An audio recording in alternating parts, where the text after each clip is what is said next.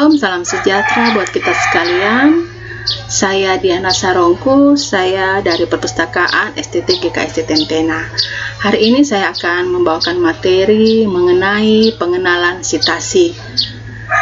Dalam membuat suatu makalah penelitian, apapun itu, kita biasanya menggunakan referensi dari sumber lain, misalnya buku, jurnal, website, atau beragam sumber lainnya.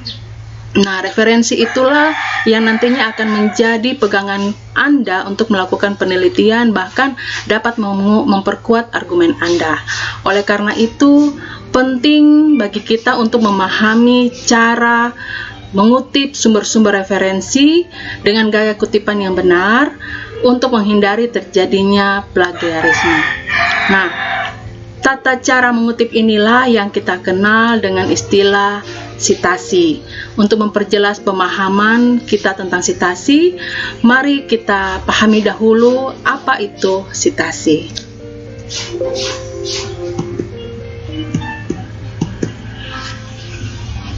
Sitasi adalah cara yang Anda gunakan untuk menghargai peneliti dan penulis lain ketika Anda menggunakan karya mereka dalam karya tulis Anda. Sitasi merupakan cara bagi kita untuk memberitahu kepada pembaca bahwa materi tertentu dalam karya yang kita tulis itu berasal dari sumber lain. Memberikan kredit kepada penulis asli dengan mengutip karyanya sebagai sumber tulisan kita adalah satu-satunya cara untuk menggunakan karya orang lain tanpa menjiplak. Sitasi juga dapat diartikan sebagai referensi intelektual ke sumber yang diterbitkan atau tidak diterbitkan dengan mengutip sebuah buku, penulis, atau publikasi yang ada untuk mendukung suatu fakta. Ini juga memberi informasi kepada pembaca untuk menemukan sumber itu apabila informasi tersebut diperlukan, termasuk informasi tentang penulis, judul karya, nama dan lokasi perusahaan yang menerbitkan salinan sumber yang kita gunakan, termasuk juga tanggal salinan yang kita cantumkan, nomor halaman dari materi yang kita kutip. Nah, apakah tujuan dari sitasi? Yang pertama adalah untuk menjunjung tinggi kejujuran intelektual.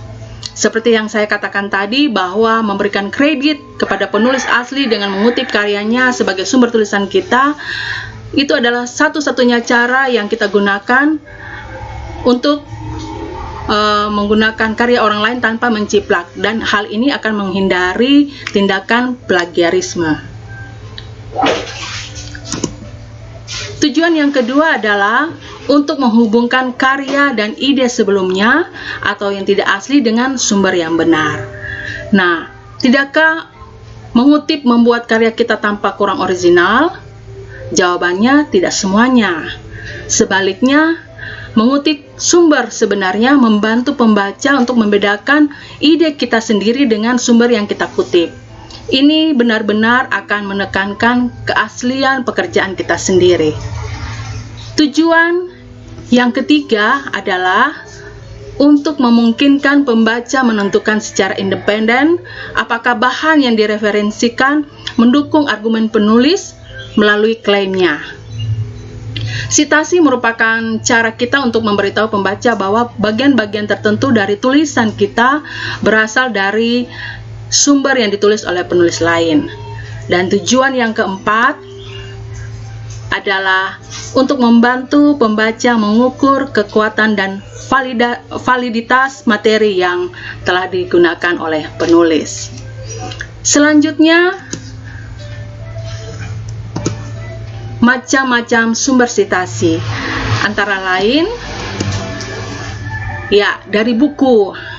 Antara lain mencakup judul buku, penerbit, tanggal penerbitan, nomor halaman,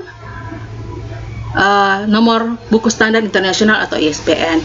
Yang kedua, sumber sitasi kita bisa dapatkan dari jurnal, dan jurnal ini mencakup penulis, judul dalam pengertian artikel, judul jurnal, tanggal publikasi, dan nomor halaman.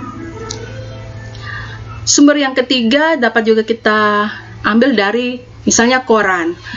Penulis di sini yang akan kita ambil yaitu melihat yang intinya kita lihat yaitu penulis, judul artikel, nama surat kabar, judul bagian, dan nomor halaman yang jika diinginkan, dan tanggal publikasi.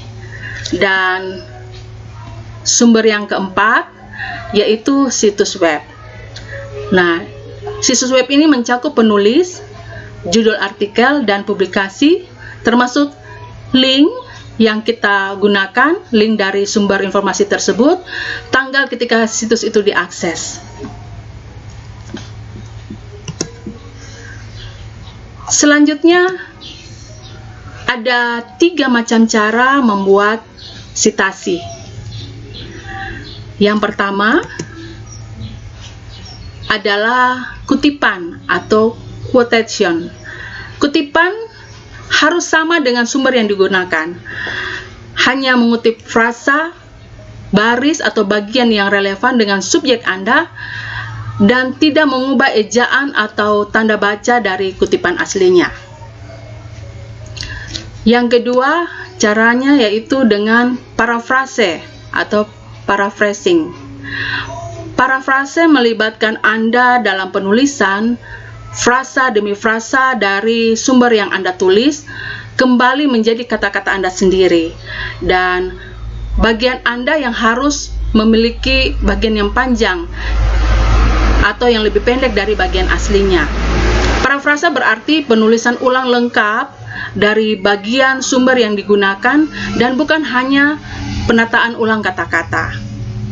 Dan cara yang ketiga yaitu dengan meringkas atau summarizing. Nah, meringkas termasuk menempatkan ide-ide utama suatu bagian ke dalam kata-kata Anda sendiri. Ringkasan jauh lebih pendek daripada bagian sumber aslinya, dan pastikan untuk tidak mengubah arti sebenarnya dari bagian yang diambil dari ide utama. Selanjutnya, jenis-jenis sitasi. Gaya sitasi menentukan informasi yang diperlukan dalam kutipan dan bagaimana informasi tersebut dituliskan, serta tanda baca dan performatan lainnya. Lalu, bagaimana cara memilih gaya sitasi yang tepat? Nah, ada banyak cara mengutip sumber untuk pendekatan penelitian Anda.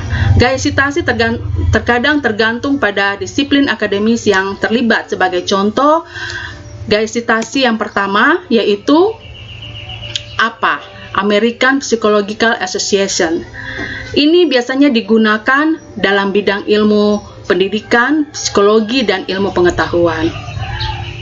Nah, gaya APA ini berasal dari tahun 1929 ketika sekelompok psikolog, antropolog, dan manajer bisnis berkumpul dan berusaha untuk menetapkan serangkaian prosedur sederhana atau aturan gaya yang akan mengkoordinasikan banyak komponen penulisan ilmiah untuk meningkatkan kemudahan pemahaman bacaan. Nah, gaya apa ini sering digunakan dalam ilmu sosial dan disiplin lainnya. Nah, kemudian yang kedua yaitu Modern Language Associations. Nah, atau disingkat dengan MLA. Gaya MLA ini adalah dibuat oleh suatu organisasi Amerika pada tahun 1985, dan sejak itu banyak sekolah, akademis, dan universitas yang mengadopsi gaya penulisan ini di seluruh dunia. MLA paling banyak diterapkan dalam bidang seni dan humaniora, khususnya dalam studi bahasa Inggris, studi literatur lainnya termasuk literatur komparatif dan kritik sastra dalam bahasa lain selain bahasa Inggris atau bahasa asing, dan beberapa studi interdisipliner misalnya studi budaya, drama, teater, film, dan media lainnya termasuk televisi. Yang ketiga yaitu gaya Chicago atau Turabia. Ya, selanjutnya kita langsung lihat kepada contoh-contoh dari gaya sitasi. Yang pertama, gaya apa? Ini adalah contoh kutipan langsung dari teks seperti yang ada pada layar berikut ini. Ya, seperti ini contoh gaya apa, dimulai dari buka kurung, tanda kutip. Sifat yang berpotensi bertentangan dari prioritas Moskow muncul pertama dalam kebijakannya terhadap Jerman Timur dan Yugoslavia. Kemudian koma, ditutup dengan tanda kutip, kemudian di belakangnya tulis dengan penulis, tahun, dan nomor halaman. Selanjutnya,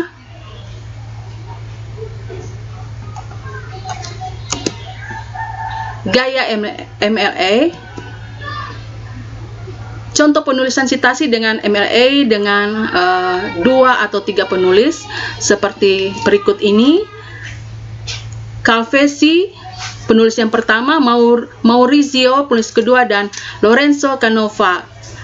Ini diantarai dengan koma, kemudian titik judul dari buku tersebut, Rejoice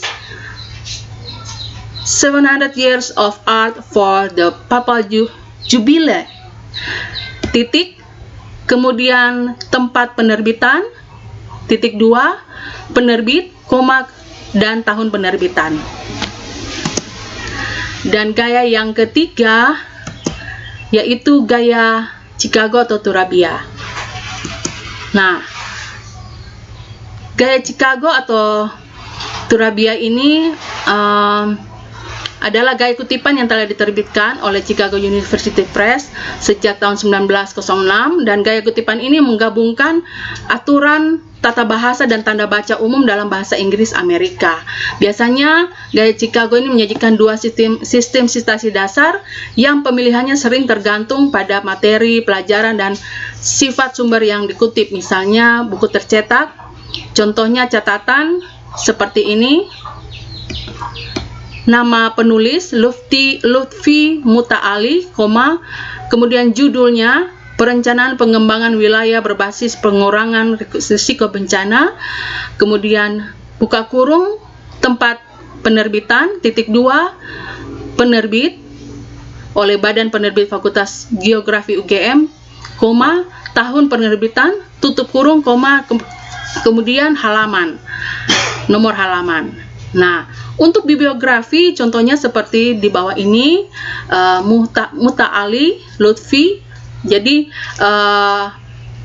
nama belakang terlebih dahulu, kemudian koma, nama depan, titik, kemudian dilanjutkan dengan judul bacaan, judul buku, Perencanaan Pengembangan Wilayah Berbasis Pengurangan Risiko Bencana, titik, kemudian tempat penerbitan, titik 2, dan penerbitnya siapa? Di sini adalah Badan Penerbit Fakultas Geografi UGM, kemudian tahun terbit.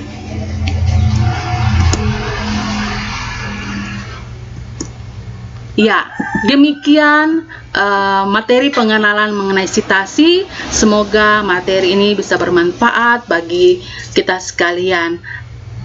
Terima kasih, shalom.